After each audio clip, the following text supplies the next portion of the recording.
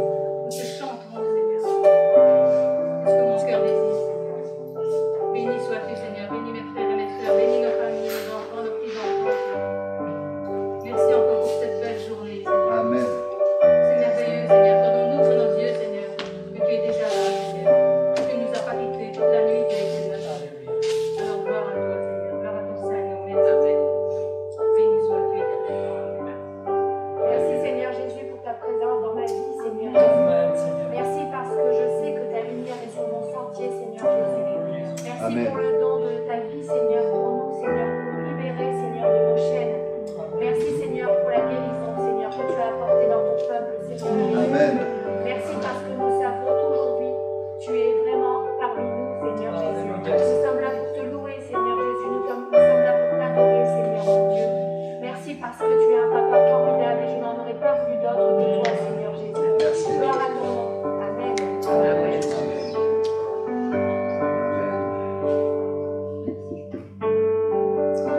Gloire à Dieu. Amen. Amen.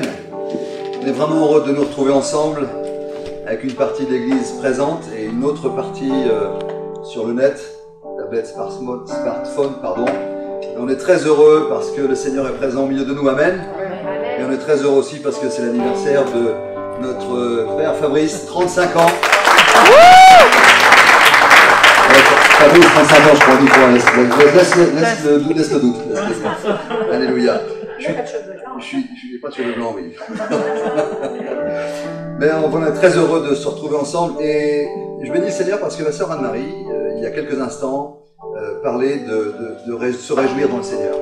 Et moi, je voulais qu'on puisse simplement s'arrêter sur ce que le feuillet du samedi 25, c'est-à-dire hier, disait, et le titre de ces choses, c'est « Les mêmes choses ». Réjouissez-vous toujours dans le Seigneur. C'est l'apôtre Paul qui s'adresse aux Philippiens. Réjouissez-vous toujours dans le Seigneur. Je ne me lasse pas de vous écrire les mêmes choses, et pour vous cela est salutaire. Je vous ai souvent parlé, et j'en parle maintenant encore en pleurant. Réjouissez-vous toujours dans le Seigneur. Je le répète, réjouissez-vous. Quand il est dit, je le dis en pleurant, c'est pas que l'apôtre Paul lui-même est triste, mais il est triste de voir une certaine partie de l'église de Philippe, quelque part, prôner un évangile qu'il ne vit pas. Et simplement le commentaire que le pasteur fait de ceci, il dit, dans sa lettre aux chrétiens de Philippe, l'apôtre Paul insiste sur la nécessité d'écrire les mêmes choses, d'en parler encore et de les répéter.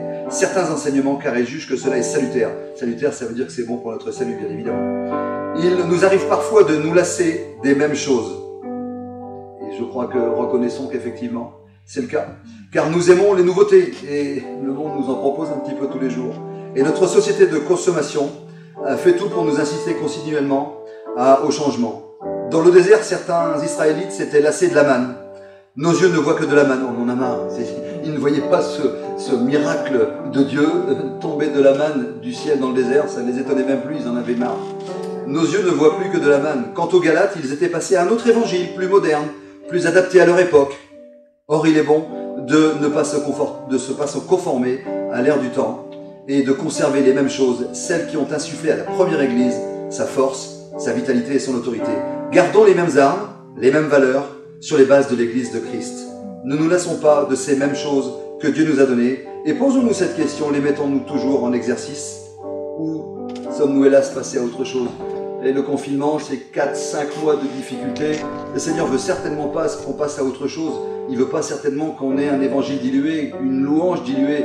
Il veut au contraire qu'on le cherche un peu plus tous les jours. Et il va se révéler ce matin. Est-ce qu'on le croit? Alléluia. Eh bien moi en tout cas je le crois et je suis très heureux de pouvoir chanter Hosanna dans les lieux très hauts. Et déjà, Hosanna dans ce lieu. Amen. Hosanna,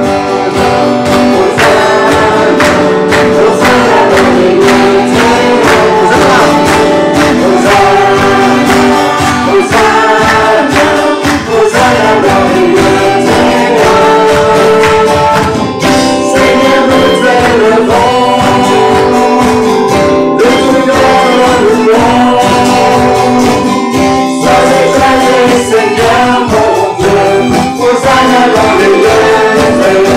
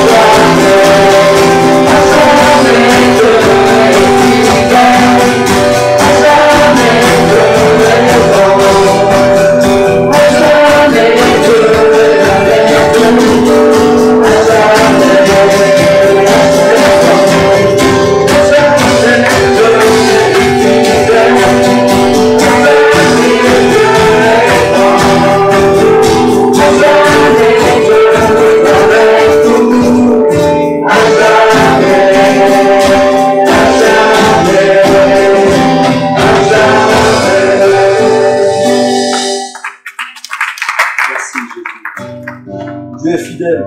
J'aime bien parce que Dieu est fidèle et il est fidèle à sa promesse, à ses promesses, et il est fidèle à sa parole. Quand les pensées s'agitent au-dedans de moi, ce sont ces compassions qui réjouissent mon âme. Quand je m'inquiète, parce que ça peut arriver même quand on est chrétien de s'inquiéter, d'avoir des doutes, d'avoir des craintes, de se demander si hier c'est bien pardonné, de si aujourd'hui ça va bien se passer, et encore moins demain. Mais ce qui réjouit mon âme, c'est de savoir que la fidélité de Dieu demeure de génération en génération. Alors je ne sais pas de quelle génération vous êtes, moi je le sais, mais je sais que le Seigneur est bon pour les tout jeunes qui nous écoutent, ou qui nous voient, pour les moins jeunes et pour ceux qui sont encore moins jeunes, mais de toute façon, on est tous là pour effectivement louer le Seigneur et on s'attend au Seigneur tous les jours, quel que soit l'âge qu'on peut avoir. Alors on veut dire Seigneur, un chant s'élève et que de nos cœurs puisse s'élever un chant parce que tout vient du cœur. Alléluia, c'est pas simplement des paroles, c'est simplement la louange, c'est un cœur qui est tellement rempli qu'il dit je suis tellement rempli qu'il faut que ça déborde. Alléluia. Alors on va dire Seigneur, un chant s'élève. Un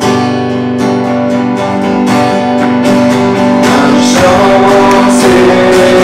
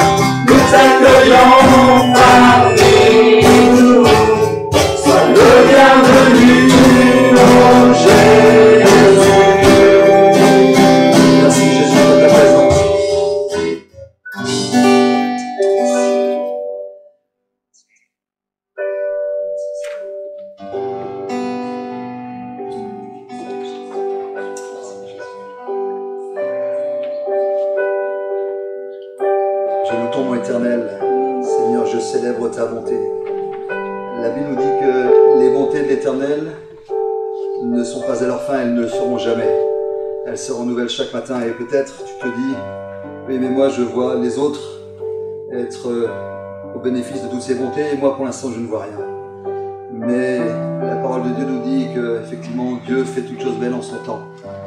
Et si la promesse tarde, comme il dit dans Habakkuk, si la promesse tarde, attends-la et elle s'accomplira certainement, nous dit la Bible.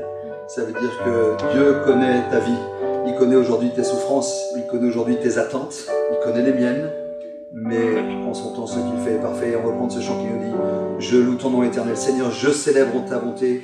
Quelle joie tu vis en moi, quelle joie tu viens pour nous sauver.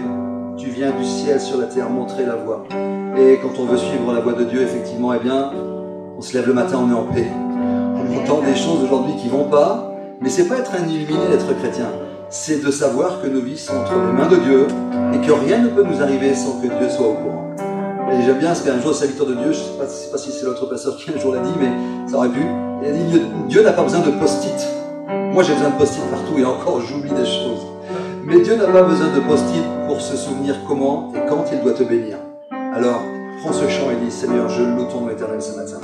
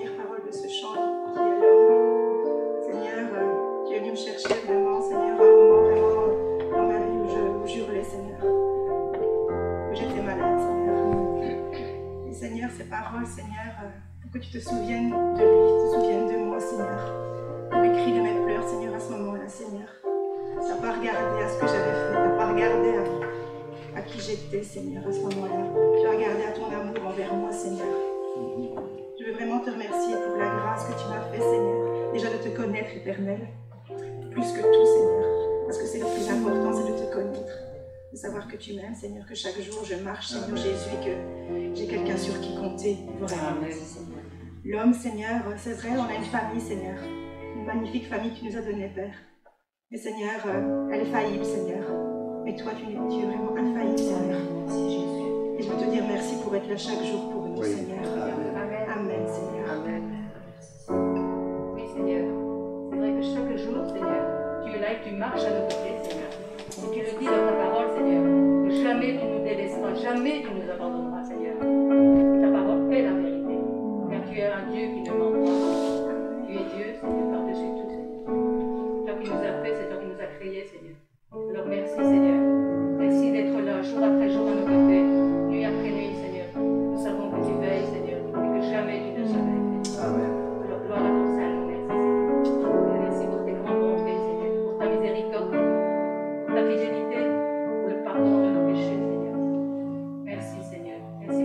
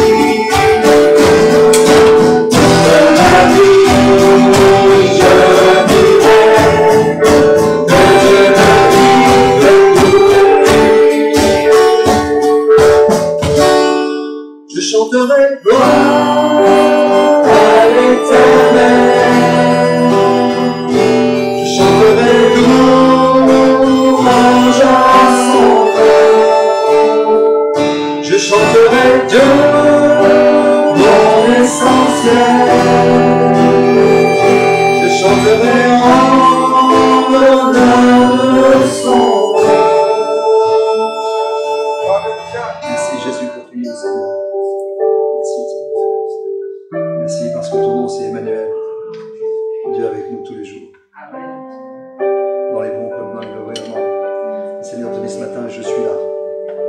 Je suis là avec toi tous les jours. Même lorsque tu dors, je veille sur toi. Et lorsque tu te réveilles, je suis déjà en train de veiller sur toi. Et je veillerai déjà lorsque tu te coucheras. Je me couche et je m'endors en paix, car toi seul, l'Éternel, tu veilles sur ma demeure. Me dit la Bible.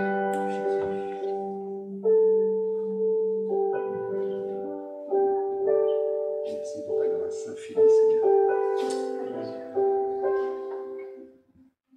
Jésus. Grâce, Seigneur.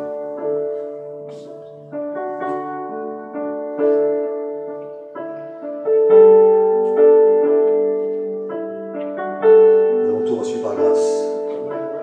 Nous vous remercions parce que, quand bien même nous serions riches à millions ou à milliards, celui qui n'a pas la présence de Dieu dans sa vie n'a rien. Il ne peut pas retenir le souffle de vie. Mais lorsque tu viens dans un cœur, eh bien tu l'enrichis de ta présence.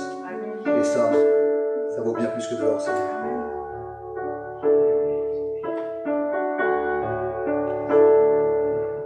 Grâce infinie de notre Dieu, qui un jour m'a sauvé. J'allais errant de lieu en lieu, quand il m'a retrouvé. Ma vie fut complète.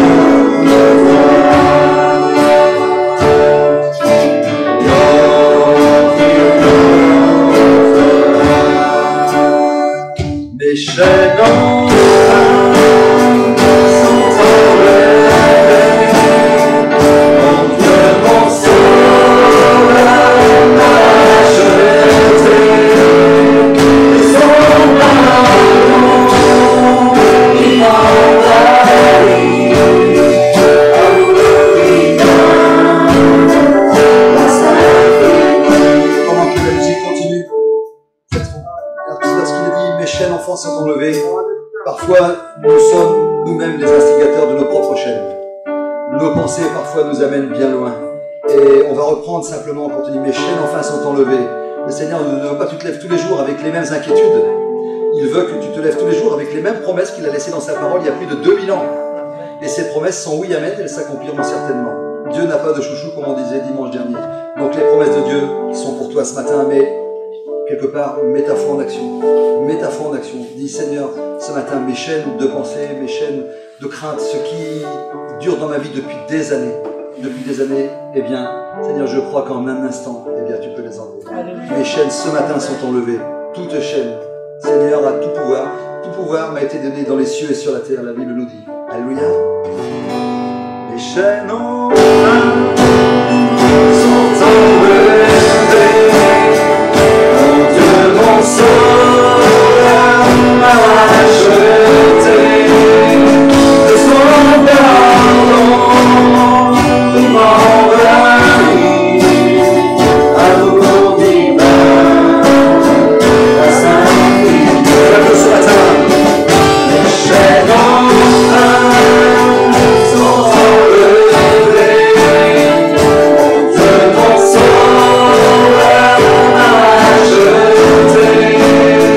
De son pardon, il m'envahit. Amour divin, grâce infinie.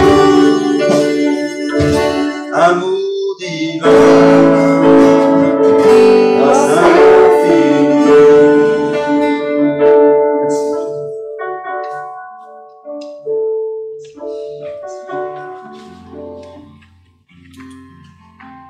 Dernier chant, avant d'entendre la parole de Dieu, fait référence à ce que on a de plus important. Alors, c'est bien important du point de vue vital, mais c'est aussi tout aussi important du point de vue de la foi, puisqu'il est parlé du cœur. Si mon cœur ne bat pas, et à l'occasion d'en parler, je suis bien placé pour le savoir, le mien a failli s'arrêter.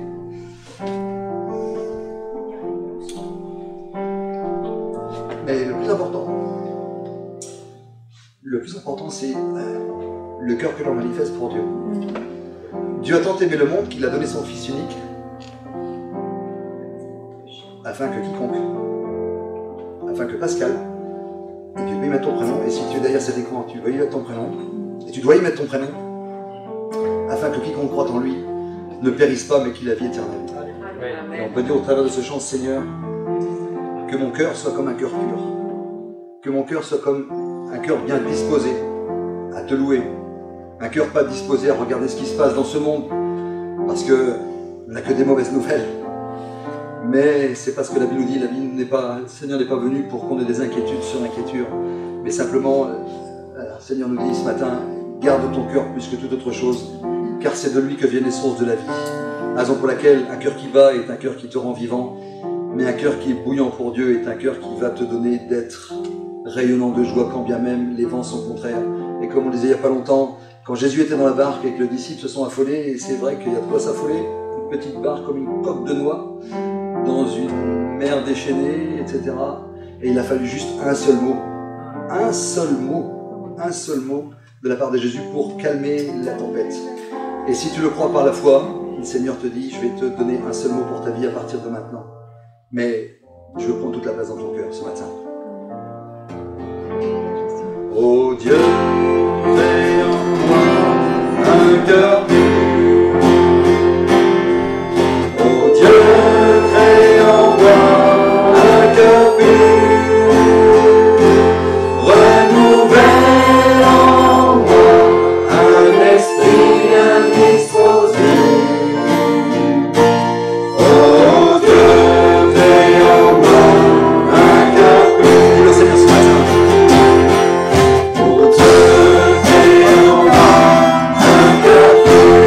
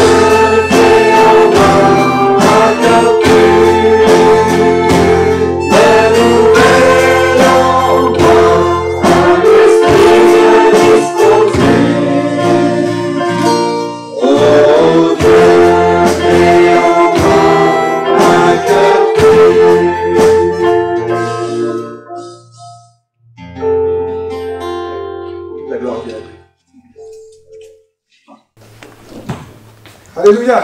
Amen. Que le nom de l'Éternel soit loué. Ô Dieu, crée en moi un cœur pur. Amen. Nous sommes de la joie de nous retrouver ici ce matin, encore. De la joie. Et aussi dans la joie aussi, comme ils sont là, le 29 août, on aura la joie de voir Carl et Chantal, ou Chantal et Carl pour être poli, hein, en forme de mot. Chantal et Carl s'unir dans le mariage. Et vraiment, nous sommes dans la joie.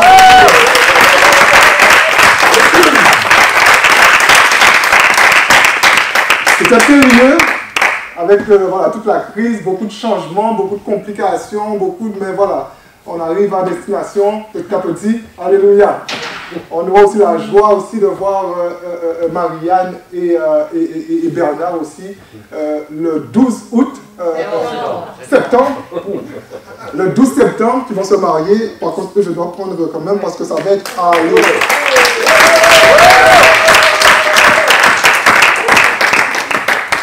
Et je veux tous inviter à être témoins de leur mariage. Ça va être à l'église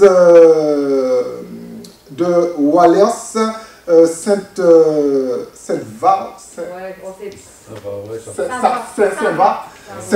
à l'église de Wallers. Donc je vais mettre ma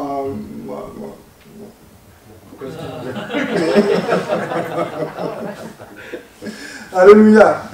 Vous serez tous conviés, mais en tout cas, on va faire quelque chose parce que la carte qu'ils nous ont donnée, voilà, à cause aussi de tout ce qu'il y a eu, il y a eu des complications, donc la carte n'est plus valable, hein, il y a eu des changements, mais nous allons mettre tout ça en haut. Mais en tout cas, je suis vraiment content. Ce sont deux couples que j'affectionne particulièrement parce que voilà, ce sont des couples voilà, qui ont un passé, mais que Dieu restaure. Alléluia. Et je suis réjoui de voir comment Dieu travaille dans les vies quand on donne à Dieu l'opportunité de travailler. Alléluia. Et nous sommes là pour ça, donner à Dieu l'opportunité de travailler dans des vies. Et nous vivons pour ça. Alléluia. En tout cas, vraiment, que le nom de l'Éternel soit loué. Que le nom de l'Éternel soit loué ce matin. Je vais quand même allumer ma machine. Mais en tout cas, je crois que, avant d'aller plus loin, peut-être dimanche prochain, tous ceux qui sont là, vous êtes d'office invités à être là dimanche prochain. Et si éventuellement vous n'êtes pas là, faites-moi savoir. Comme ça, voilà, je pense que les gens vont venir petit à petit. Au bout d'un moment, s'il y a trop de monde, nous allons faire un... Oui, je sais qu'il y a déjà quelques personnes qui ne seront pas là. Oui. Voilà, ça arrive petit à petit. Les gens arrivent, mais ce n'est pas évident. Hein, et on peut comprendre. Parfois, il y a comme une crainte. Et je la comprends. Hein, on comprend toutes les craintes. Donc, vous tous qui êtes là, vous êtes d'office invités. Dites-moi par contre si vous ne pouvez pas être là. Et pour la réunion de mardi, d'office, le mardi, la réunion de prière, il n'y a pas besoin d'inscription. Donc, vous venez, il n'y a pas de souci, il n'y a pas besoin d'inscription. Une dernière chose aussi, c'est que, voilà, c'est juste des mises au point, mais voilà, quand vous arrivez, vous êtes bien installés. C'est juste quand vous arrivez, si vous êtes les premiers, installez-vous à une extrémité du rang. Et si quelqu'un vient, si vous êtes venu en famille, prenez une rangée comme c'est fait. Et si vous arrivez, c'est quelqu'un qui ne fait pas partie, comme on dit en Belgique, de la même bulle que vous, séparez-vous de cette personne de 2 chaises, au minimum 2 chaises. Donc voilà, ce sont des réflexes à avoir. Et voilà, je rappelle aussi après le culte, vraiment aidez-moi avec ça parce que je crois qu'il y a une église qui a eu des petites complications, des petites, grosses complications. Mais après le culte, c'est très souhaitable. Je sais que ça ne fait pas partie de notre façon de fonctionner. On aime à rester. Il y avait à la fraternité, on passait vraiment des temps. On pouvait rester après le culte 3/4 d'heure, 1 heure. Mais voilà, c'est plus que souhaitable qu'après le culte, que nous quittions, que vous quittiez les lieux. Et voilà, s'il faut avoir une communion fraternelle, voilà, inviter un frère au restaurant ou chez vous. Je sais qu'en Belgique, on a droit à 15 personnes par semaine, même si on demande en fait de faire très attention parce que en ce moment, il faut vraiment faire attention parce que voilà, ça pourrait devenir compliqué. En tout cas, voilà, si ça continue comme ça, nous partons sur des complications en tout cas. Donc faites très attention, très attention. Protégez-vous très, très bien. Et voilà, ici, on a les masques. On fait tout ce que l'État nous demande de faire. Mais en tout cas, vraiment que le nom de l'Éternel soit béni. Et voilà, il y a peut-être parfois une petite crainte, mais nous sommes ensemble. En tout cas, on essaye de suivre les actualités. Et comme je dis, on profite de chaque dimanche qu'on peut être ensemble. Nous ne savons pas encore pendant combien de dimanches encore nous pourrons être ensemble. Mais nous voulons vraiment profiter de chaque dimanche, de chaque mardi ensemble. Voilà. En tout cas, vraiment, c'est très spécial hein, de parler ainsi. Hein, ça me fend le cœur hein, un peu de parler ainsi, voir voilà, l'Église, voilà, que Dieu rajoutait, et aujourd'hui on est obligé de vraiment canaliser, modérer vraiment. C'est très compliqué, c'est très compliqué aussi de gérer, hein, de voir, on ressent parfois, on n'ose pas dire aux gens, mais on ressent quand même qu'il y a cette peur dans le cœur des gens de revenir à l'Église. C'est très compliqué à gérer, hein, c'est très compliqué à gérer. Hein. Même le dimanche matin, je me réveille, j'avais l'habitude de fonctionner d'une certaine façon le dimanche matin, mais vu les événements, je fonctionne tout à fait différemment parce que bon, voilà. En tout cas, nous sommes là et que l'Éternel soit nous. En tout cas, ce matin, le titre de mon message, apprendre la gestion de Dieu.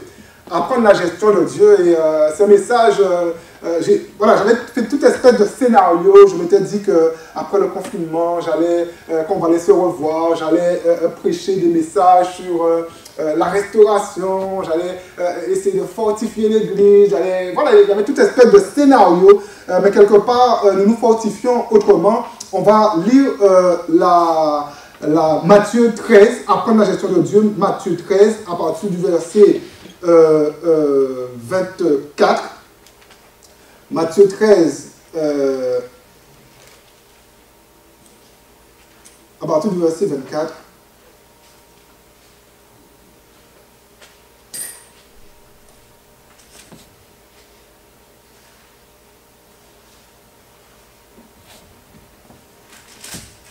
Oh, c'est fou, hein. Des fois, on fait des choses, ça n'a rien à voir, je suis en 1 Samuel. Il faut le faire quand même. Hein. Je me dis, mais il y a un problème, je suis en 1 Samuel. Il faut le faire, ça n'a rien à voir.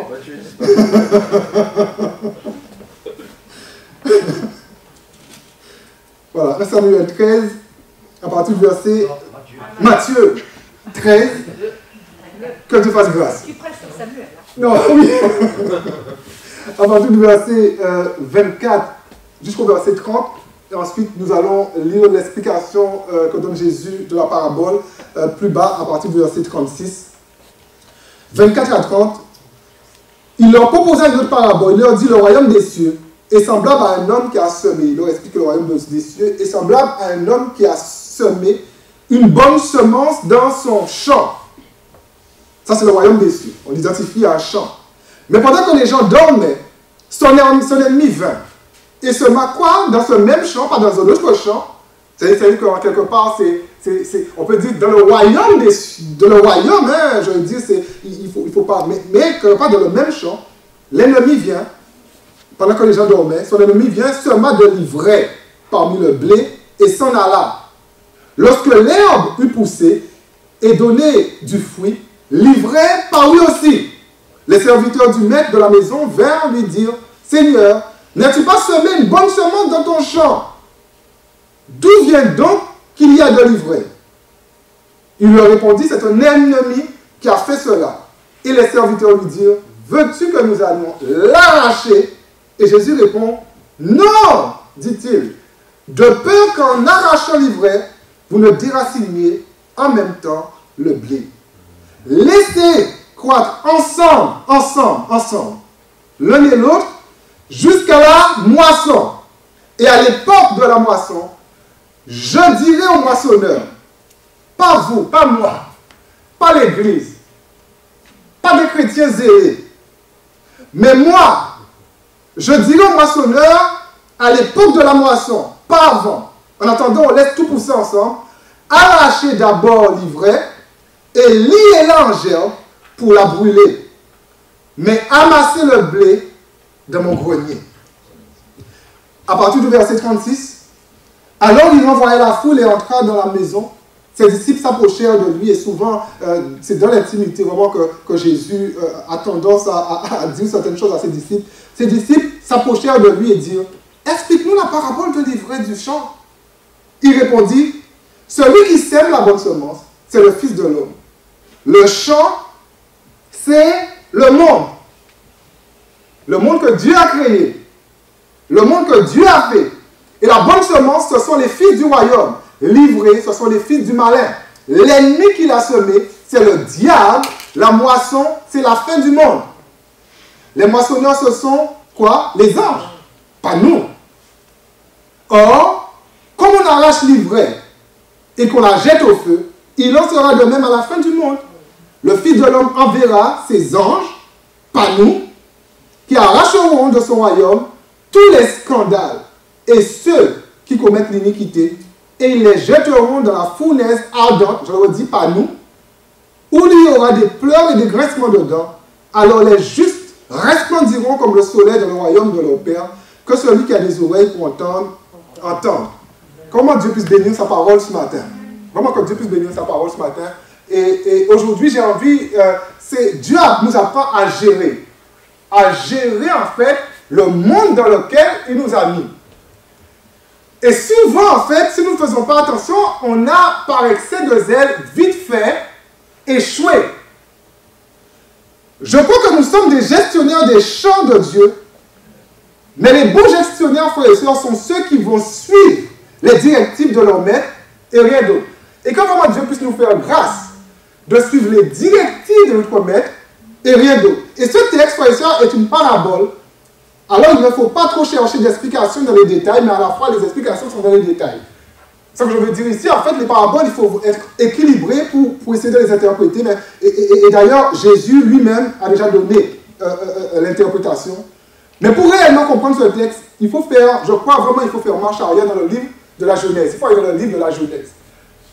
Le moissonneur, Jésus, en fait, le maître de la moisson qui sort pour semer. Le champ, c'est le monde. Et le monde, frères et sœurs, appartient à qui? Le monde appartient à Dieu. Dieu a semé dans le monde, mais aussi Satan a semé dans le monde, mais le monde appartient à Dieu. C'est Dieu qui a créé toutes choses. Amen. Ce même monde, il y a la mort dedans, mais c'est Dieu qui a créé toutes choses. Et le problème, c'est que c'est pas, le monde, c'est pas le problème. Le monde, c'est cette mauvaise semence qui est dedans, mais c'est pas le problème. Vous savez, souvent, on dirait, la bombe atomique. C'est quoi la bombe atomique? Ça a été quelque part construit avec ce que Dieu a créé, avec des ressources naturelles. Quelque part, on peut dire à l'extrême que la bombe atomique, c'est quelque chose de très naturel. Les gens n'ont pas été chercher du chimique à rien. Le chimique, on parle de glyphosate qu'on met dans les champs.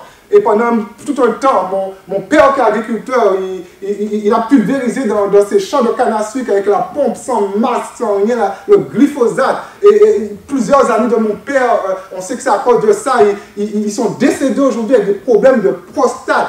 Mais le glyphosate, ce n'est pas une substance chimique qui vient de chez Satan, c'est juste quelque chose c'est avec du naturel qu'on a, c'est avec des choses que Dieu a créées qu'on a créé tout ça.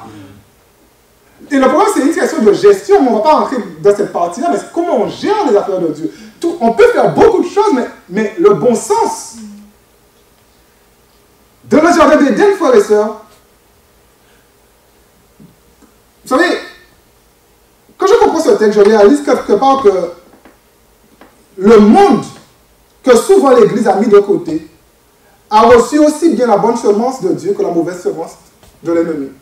Et souvent, en fait, l'Église, le drame de l'Église, c'est que nous mettons les choses de côté. Nous mettons le monde de côté. Nous sommes tellement purs. Dans le jardin d'Éden, Dieu a créé le monde. Pourquoi? Pour recevoir en Adam et Ève sa bonne semence.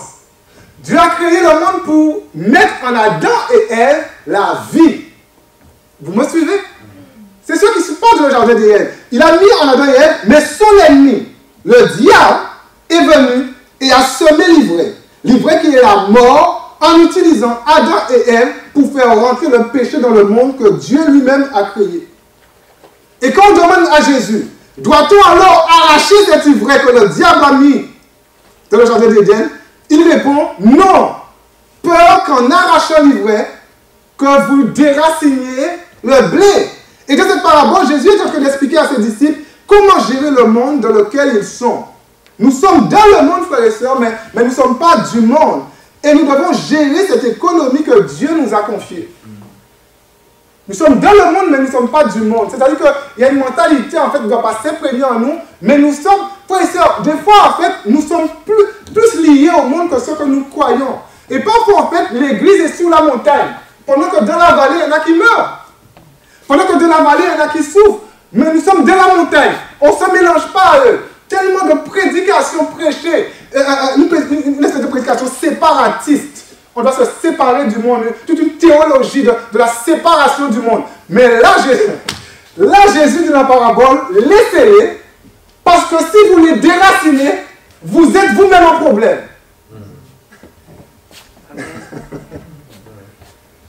Si vous les arrachez, vous allez vous déraciner. Donc ça veut dire que vous êtes vous-même en problème. Comment gérer ce monde? Mon premier point, anticiper le tri, mais en péril la bonne semence. Anticiper le tri, mais en péril le bon grain. Dieu ne nous demande pas de faire preuve d'impatience vis-à-vis de l'ivraie. Et parfois, nous sommes tellement impatients. Nous prenons pour des espèces de Django comme ça. Il y avait un film cowboy, je crois que c'était Django. Django, je ne sais pas. On ne sait pas pour... Voilà, on veut juste dégainer sur le mal. On veut juste dégainer sur ceux qui ne font pas le bien. Mais on ne réalise pas que Dieu nous dit non, ne les arrachez pas. Et on va voir pourquoi après. Parce que Dieu a un plan pour eux. J'ai dit Dieu a un plan pour l'ivraie. L'ivraie que nous voulons détruire, Dieu a un plan pour l'ivraie. Et d'ailleurs, cette impatience des hommes, c'est vraiment cette impatience des hommes qui a conduit dans l'histoire toutes ces guerres de religion, toutes ces conquêtes qui parfois impliquaient les chrétiens parce que tellement impatients. Donc on est tellement impatients, on part en croisade avec les armes. On va déraciner le mal. Et on va implanter notre religion.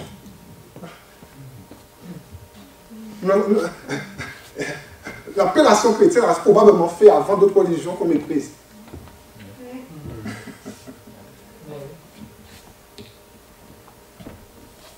L'apôtre Pierre dira en 2 Pierre 3,15, croyez que la patience de notre Seigneur, il est votre salut. La patience de notre Seigneur, il est votre salut.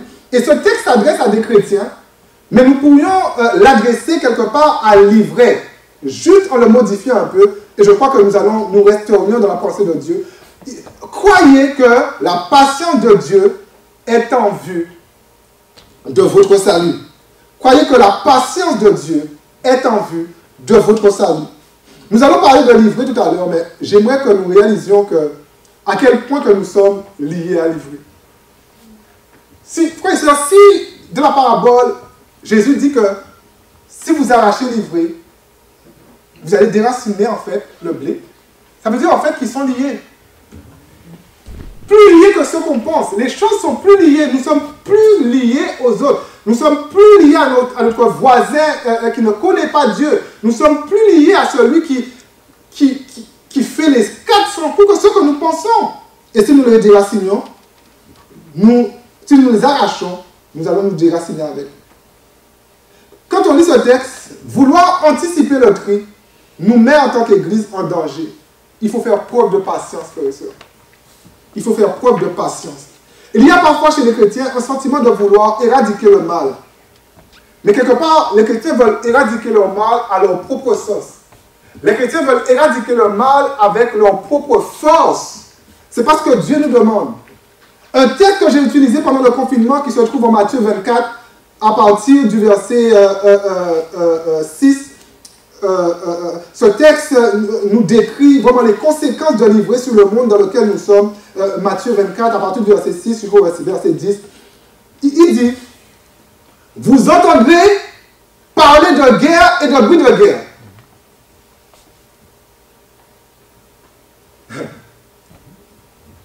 Si un chrétien zélé, essayez de contredire ce texte.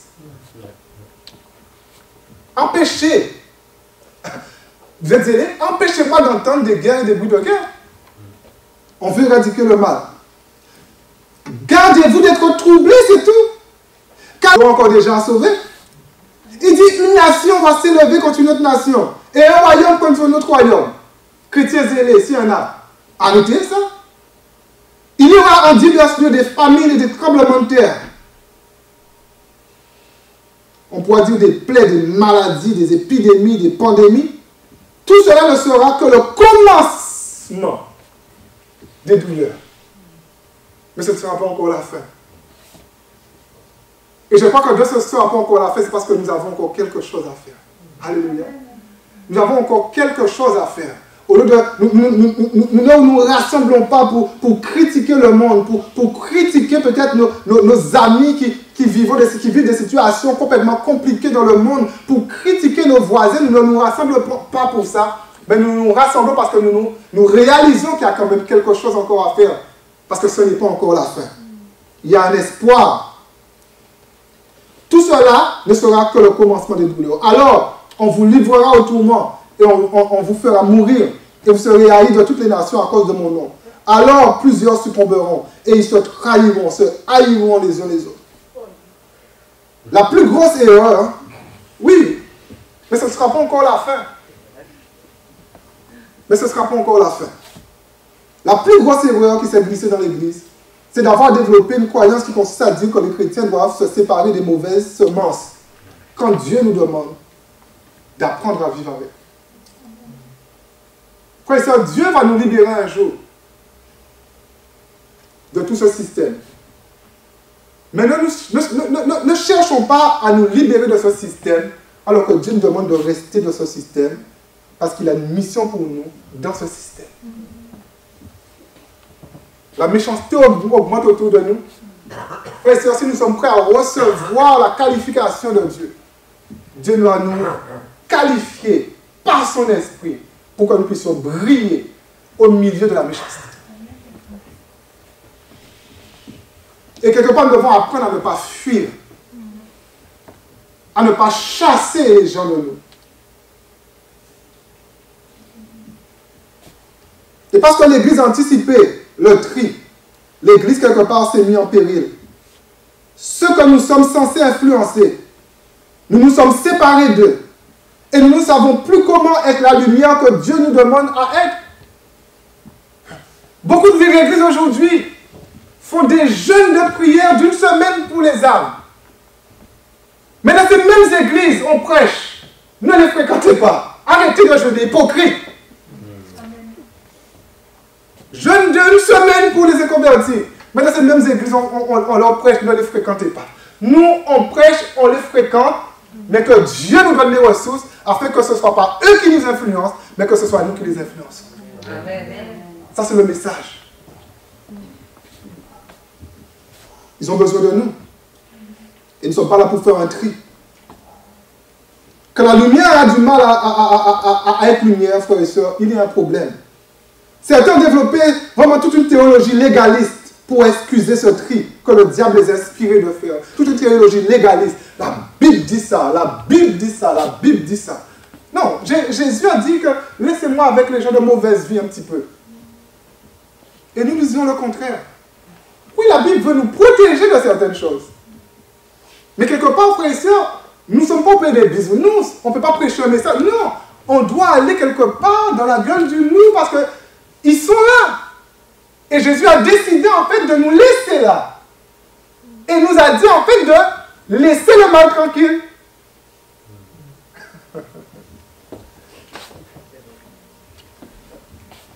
Mais au milieu de ce mal, l'Église a appris à briller. Et d'un jour, pas moi, pas toi, mais un jour il va envoyer ses anges qui feront le travail. Pas nous, mais ses anges. Dieu fait sa part et l'Église fait sa part. Mais la Bible dit anticiper le tri en arrachant l'ivraie, c'est déraciner en même temps le blé. Et au final, l'ivraie arrachée et le blé déraciné, je crois qu'ils ont la même fin, la mort.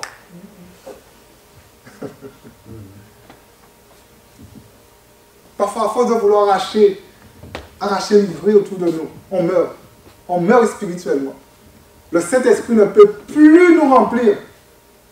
C'est pour ça qu'aujourd'hui, des églises sont remplies parfois de gens qui font du spectacle. Mais le Saint-Esprit ne peut plus œuvrer. Parce qu'ils ont arraché, livré. Ils se sont arrachés eux-mêmes. Que Dieu nous fasse grâce. Que Dieu nous fasse grâce. Que Dieu nous fasse grâce. Je me rappelle quand j'étais jeune converti en Guadeloupe, avec un frère. On était dans la joie d'aller là où des gens ne voulaient pas aller. Et on parlait de l'évangile. Et on s'est rendu compte quelque part, on est rentré dans des zones que peut-être si je savais qu'est-ce que ça représentait, je ne serais pas rentré. Mais des fois, il vaut mieux ne pas savoir quand même. Mais on le faisait de bon cœur. Et on aimait ces gens. Et parfois, dans ces zones-là, on a vu tellement de souffrance. On a vu tellement de femmes souffrir. Tellement d'enfants qui souffrent. En Guadeloupe, il y a un gros problème, c'est la drogue. Qui détruit les foyers, qui détruit des femmes. Parfois même, madame fume, tout le monde fume la maison, mais ça, c'est encore une autre chose. Mais on a vu tellement de choses livrées.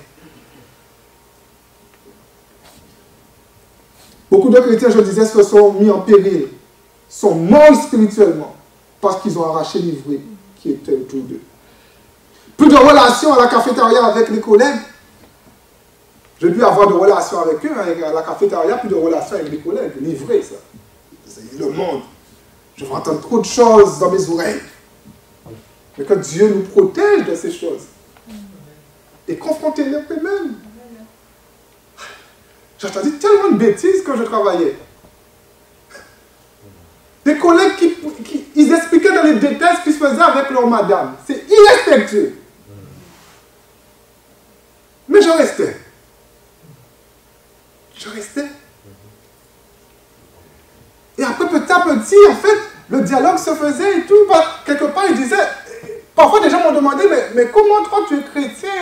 Non, c'est pas que je supporte, c'est que Dieu m'a juste demandé d'être là. C'est pas que j'aime ce que tu fais, mais Dieu m'a dit... J'ai pas de problème à être là.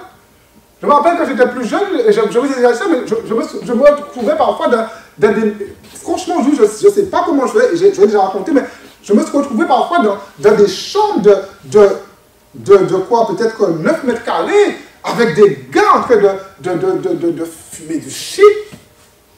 Et la fumée partout et tout. Moi, je ne fumais pas et j'étais là. Et au bout d'un moment, parfois, j'arrivais à parler de l'évangile avec eux. Et je crois quelque part que Dieu me protégeait parce que je sortais de là, je marchais droit. Donc, quelque part, non, sérieux, Dieu faisait quelque chose parce que j'ai jamais été malade, parce que c'est quand même compliqué, ces trucs-là. Surtout qu'on ne fume pas. Bon, il faut l'admettre, c'est compliqué. Mais tu m'as toujours fait grâce, je suis toujours sorti de la pièce sous mes deux jambes, sans tituber, sans rien du tout. Mais j'étais avec eux. Et parfois, quand Dieu nous donne l'opportunité, en fait, je leur communiquais quelque chose. Mais je ne les critiquais pas. Je me rappelle que j'étais dans une formation avec des amis, on était 3 Guadeloupéens, et ils avaient leur vie, j'avais ma vie, mais j'étais tout le temps avec eux. Ils savaient que j'étais chrétien, mais j'étais avec eux. Des fois, ça m'est arrivé d'aller pour une sorte de formation dans un bar avec eux, je prends une bière avec eux. Si je prends une bière avec eux, ça va me tuer. Après, je respecte, si on ne boit pas d'alcool, je le respecte. Mais moi, ça ne me dérangeait pas de prendre une bière avec eux. Ça me dit, voilà, j'étais avec eux. Mais ils savaient ma conviction. Ils savaient à l'époque, c'était le jeudi soir. Le jeudi soir, j'avais tout. Il y avait quelqu'un qui venait me récupérer, on partait à l'église. Livré. Plus de relations parfois avec les collègues.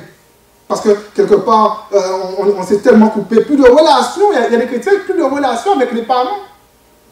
Après, il peut y avoir des situations qui font qu'on coupe avec les parents, mais il y a des chrétiens qui sont devenus chrétiens dans certaines églises tellement sains. Plus de relations avec papa, plus de relations avec maman. C'est plus une secte qu'une église, mais bon, on verra ça dans un autre message. Plus de relations parfois avec un frère, une soeur, parfois dans une même église, des chrétiens qui ne veulent plus avoir de relation avec un frère, une soeur, parce que les chrétiens ont décidé que mon frère, ma soeur, c'était de livrer. Quelle honte pour l'église. pour l'Église. Quelle honte pour l'Église. On ne doit pas se laisser influencer par l'ivraie, mais à la fois nous devons l'influencer. Et je peux comprendre parfois la peur, car le mot utilisé ici pour la bonne semence, pour la mauvaise semence, c'est le mot zizania, et ça a donné le mot zizanie, et c'est tout ce qui correspond un peu à la discorde, à la division, à des choses qui profondément, limite mystiques, et des choses qui font peur. Mais Dieu n'a pas dit qu'il sera avec nous tous les jours, jusqu'à la fin du monde. Et je prie que Dieu puisse nous équiper pour que nous puissions être des lumières dans le monde, pas hors du monde, et qu'il puisse nous donner le courage nécessaire. Mais être chrétien, c'est accepter de vivre avec Jésus, rempli du Saint-Esprit au milieu de cette 10 années. L'Église, bien évidemment, n'est pas appelée, frères et sœurs, à se séparer du monde, mais à se connecter avec le monde pour que nous puissions vivre avec eux, sans laisser vraiment la mentalité nous influencer, sans laisser les pensées nous influencer. Parce que j'avais beau être dans une chambre avec des gens qui fumaient du shit, mais je n'ai jamais pensé que le shit était bon. J'ai beau aller dans des bars avec mes amis, mais je n'ai jamais pensé que se saouler tous les soirs, c'était bon. Il y a des pensées qui ne peuvent pas m'influencer. Mais je suis avec eux. Parce que c'est là ma place. Frères et sœurs, vous savez quelque chose, et je dis, mais je bénis Dieu, et c'est une autre étape de ma vie, mais qu'on le veuille ou pas, le ministère, en fait, qu'on le veuille ou pas, même si avec Manu on est très social, mais ça nous coupe en fait des gens. Mais quelque part, en fait, les rares fois qu'on a la possibilité avec Manu d'être avec des gens de mauvaise vie, nous sommes dans notre élément. Avec Manu, on arrive, on a juste passé, là peut-être tout le monde dirait, avec Manu, oh, on a passé un bon moment, on saute dans tous les sens. Parce que c'est là notre vie.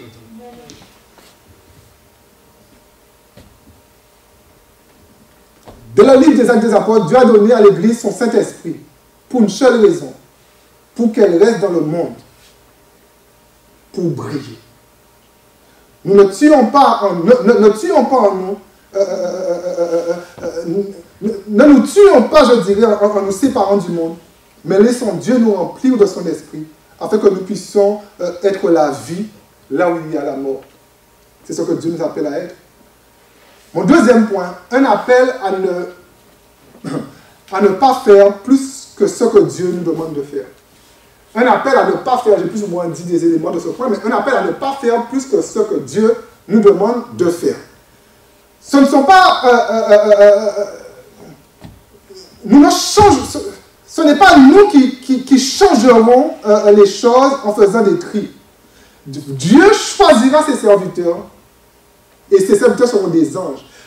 Vouloir faire le tri nous-mêmes, c'est mener un combat que Dieu ne nous a jamais appelé à mener.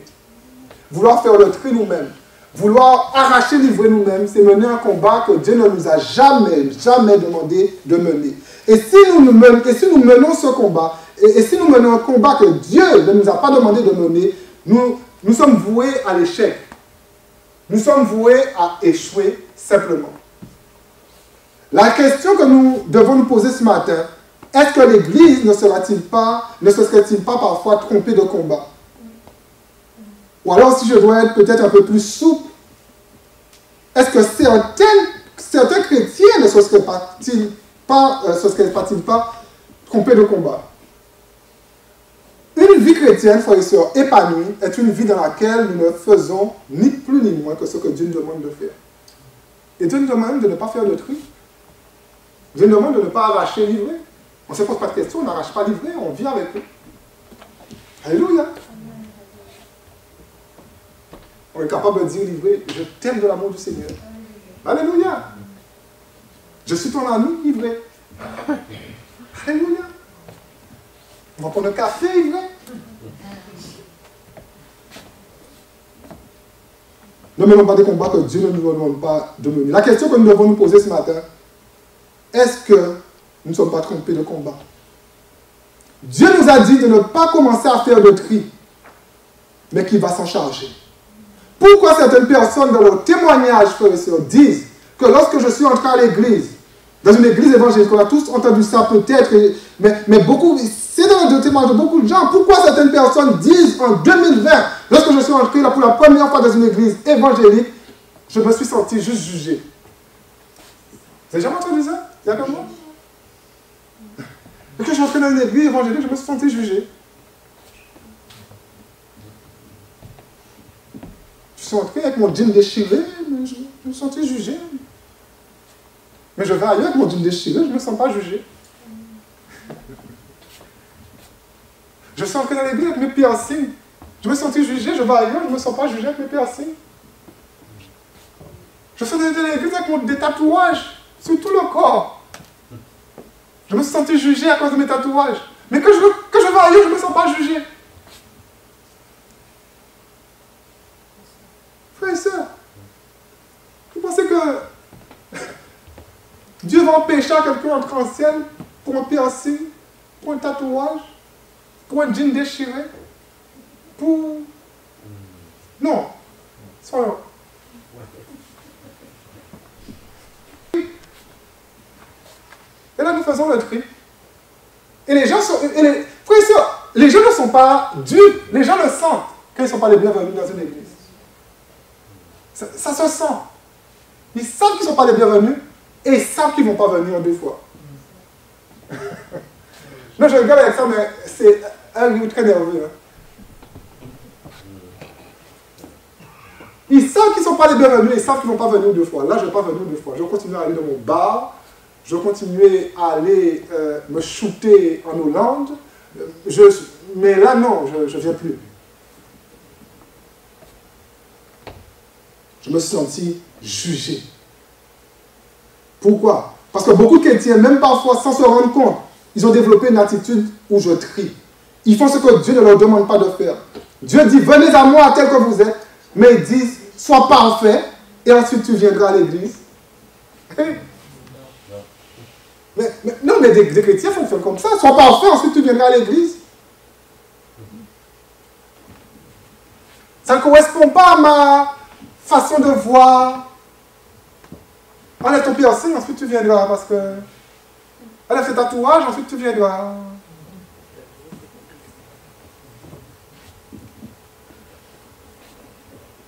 Frères et sœurs, je vais vous dire quelque chose.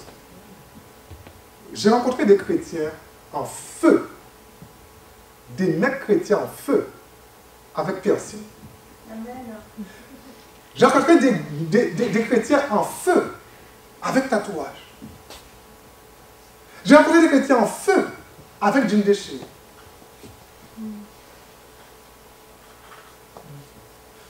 La vie de Dieu, frères et sœurs, ce n'est pas une question d'apparence. Mais c'est réaliser que Dieu change à l'intérieur des hommes. J'ai dit que Dieu change à l'intérieur des hommes. J'ai dit que Dieu change à l'intérieur des hommes. Et ici, nous voulons donner à Dieu l'opportunité de changer l'intérieur des hommes. Souvent, nous nous battons pour tellement de choses futiles à l'intérieur des hommes. Parfois, au lieu de nous mettre à genoux pour le piercing, pour le tatouage, pour le jean déchiré, mettons-nous à genoux pour que Dieu puisse changer l'intérieur. Amen. Amen. L'intérieur des hommes.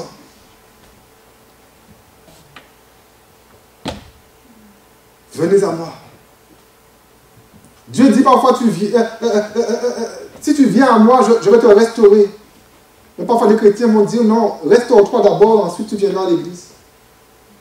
Vous savez, souvent, ceux qui font des erreurs dans le domaine d'accueillir les gens tels qu'ils sont à l'église sont ceux qui ont oublié ce qu'ils étaient avant de venir à l'église. Et parfois même, je vais plus loin, c'est des gens qui ont oublié ce qu'ils sont alors qu'ils viennent à l'église. Que les autres soient ce que eux, qui ne sont pas parvenus à être. Et frère et sœurs, le problème c'est que quand on joue à ce jeu-là, on devient exactement copie conforme des pharisiens. C'est que je demande aux autres à être ce que je ne suis. Et rappelez-vous, À un moment donné, une femme qui a commis adultère. Jésus a dit que celui qui n'a jamais péché jette la première pierre. Mais quelque part, les hommes là qui sont occupés à faire respecter la loi, ils sont des hypocrites. Parce que, frère et sœurs, la même loi qui demandait de lapider cette femme, demandait de lapider monsieur aussi. Où est monsieur? Hypocrite. Avec des accusations. La première pierre, à mon avis, il est parti. Mais des fois, en fait, il y a des chiens, hein, quand ça m'a attaqué, on envoie un caillou et la queue dans les gens, mais ça part.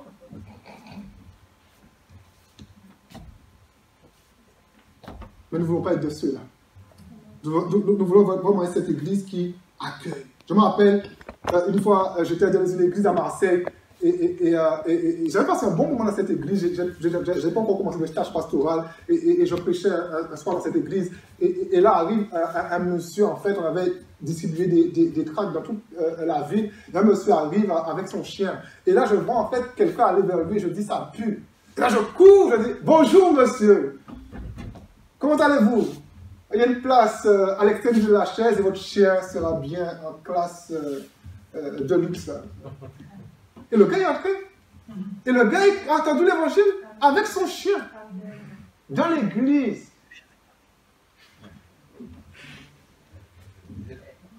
Mais moi, c'est qu'il y avait un monsieur qui allait accueillir le monsieur pour faire du tri. L'église n'a pas de tri. Les gens restent à votre chien. Les gens restent avec pantalon déchiré, les gens rentrent parce qu'ils puent, les gens rentrent sous, les gens rentrent sous effet de la drogue. Il n'y a pas de tri dans l'église. Si l'église commence à faire des tris, l'église n'a pas lieu d'exister. Les gens rentrent tels qu'ils sont dans l'église. Et mon troisième point, laissez livrer une porte ouverte pour le changement. Ce texte s'appelle l'Église a diffusé l'amour et par la violence, par la discrimination. Vous savez, à force de vouloir créer un monde sans ivrée, à force de vouloir créer un monde sans méchanceté, sans péché, sans mal, nous pouvons devenir des gens qui sont, je dirais, des chrétiens discriminants face à certaines personnes. Des gens, en fait, ils me répugnent. Jésus l'a aimé de tout son cœur, il l'aime de tout son cœur, mais il me répugne. L'ivrée représente bien des personnes qui agissent mal envers Dieu. Et pourtant, nous devons, en tant qu'enfants de Dieu, remplis de cet esprit, pouvoir vivre avec eux. Vous avez l'évangile qui dit, séparez-vous de tous ces gens-là. Tout le monde peut vivre cet évangile. Mais l'évangile de la parole nous dit que nous devons nous mélanger avec eux. Tout le monde ne peut pas vivre ça. Il faut du courage. Il faut savoir qui on est, notre identité en Christ. Parce que quelque part, nous sommes dans le feu de l'action même. Nous sommes là où les autres ne veulent pas aller. Et c'est ça l'évangile. C'est ce que Dieu nous demande. Le remède par rapport à cela n'est pas de faire un tri, n'est pas de faire une révolution, mais plutôt c'est de leur annoncer l'évangile du royaume de Dieu avec un appel à la repentance. Ne condamnez jamais ceux que Dieu veut sauver. La Bible est claire quand elle parle de la volonté de Dieu en faveur de ceux que parfois l'Église, dans son histoire en tout cas, a rejetés. Nous avons trop facile à nous dire que le mélange est intolérable, alors que Dieu nous demande de rester dans le mélange et d'être des personnes et d'être avec vraiment toutes ces personnes de mauvaise vie. Et comme nous trouvons que le mélange est intolérable, tout comme les disciples à l'époque de Jésus, nous voulons comme précipiter le jugement en donnant à Dieu un coup de main. Un coup de main.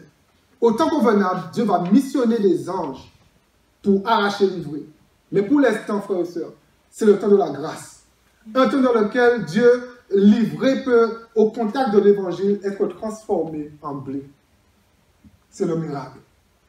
Frères et sœurs, je crois en ce miracle.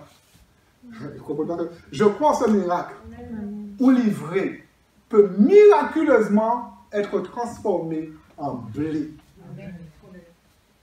Je crois en ce miracle. Croyons-nous ce matin que Dieu est capable de le faire? Amen. Quel est l'appel de l'Église dans tout cela? L'Église est appelée, frères et sœurs, à être littéralement une porte ouverte qui prêche la vérité de l'Évangile, qui prêche la bonne nouvelle, qui prêche que Jésus sauve, qui prêche que Jésus restaure, qui prêche que Jésus délivre. Il y a ici dans cette Église, ici, ici, il y a une porte ouverte à l'espérance. Dieu ne veut pas supporter, Dieu ne peut pas supporter le mal, ceci peu importe sa forme. Mais à la fois grâce, mais à la fois la grâce, c'est le bras, c'est littéralement les bras de Dieu qui sont ouverts sur l'humanité. Là où certains font le tri, la parole de Dieu déclare en 1 Timothée 2,4 que Dieu veut que tous les hommes soient sauvés. Là où certains font le tri, Dieu dit que tous les hommes, Dieu veut que tous les hommes soient sauvés. Ce que Dieu veut, c'est qu'ils soient sauvés. Et ça, c'est sa volonté. Ça, c'est le cœur de Dieu pour livrer. Ça, c'est le cœur de Dieu pour les hommes, en fait, que souvent nous voulons nous séparer d'eux. Ça, c'est le cœur qui vibre de Dieu pour eux. Qui sommes-nous? Qui sommes-nous pour vouloir changer la volonté de Dieu? Comment entreront-ils la vérité si nous ne les acceptons pas? Si nous ne les laissons pas, si nous ne laissons pas leurs racines toucher notre sensibilité, je dirais. Nous voulons laisser une porte ouverte ici à toutes celles et ceux qui viendront, et peu importe leur passé, peu importe ce qu'ils sont, parce que nous savons voir ce que Dieu peut leur donner s'ils s'approchent de lui. Nous voulons avoir une vision de foi sur ce que Dieu peut faire en personnes qui viendront ici. Une vision de foi. Vous savez, la croissance de l'Église n'est pas dans le fait que le pasteur vienne, prêche. Et ça, c'est important ce que je veux dire. Je reprends encore. Vous savez, la croissance de l'Église n'est pas dans le fait que le pasteur vient et prêche. Mais elle est dans la confiance que ceux qui ne connaissent pas Dieu nous font. De la confiance que ceux qui ne connaissent pas Dieu nous font. Le drame, c'est qu'à force de crier, à force de rejeter, les gens parfois finissent par plus faire confiance à l'Église. Et là, en fait, les gens s'endurcissent, mais au final, on va dire les gens se sont endurcis. Mais des fois, ce n'est pas le diable qui endurcit certaines personnes. Des fois, c'est l'Église qui endurcit certaines personnes. Et des fois, c'est juste l'Église qui doit se repentir. Juste certains chrétiens qui doivent se repentir. Vous savez, quand les gens nous font confiance, nous avons plus facile à leur communiquer l'Évangile. Et c'est là la vraie évangélisation, c'est vraiment créer de la confiance. Aujourd'hui, aujourd'hui, en tout cas en Belgique, pour l'instant, moi je ne crois pas en cette évangélisation de masse, de foule. On remplit des salles de 1000, 2000 personnes. Vous savez, à l'époque, j'avais été, il est décédé maintenant, vers Anvers, il y avait Reinhard Bonnke, c'est un évangéliste qui des dizaines de milliers de personnes en Afrique, hein. À Anvers, je ne sais plus le nom de la salle, il n'était pas si plein que ça, hein, pour le même évangéliste. Hein. Alors, ici, c'est vraiment frère et sœur, créer cette confiance dans les gens. Accepter d'être avec les gens. Accepter de se mélanger avec les gens. Et là, on leur dit, et on leur partage ensuite notre foi. Ça, c'est l'évangélisation pour la Belgique, pour notre génération, pour nos sociétés à nous.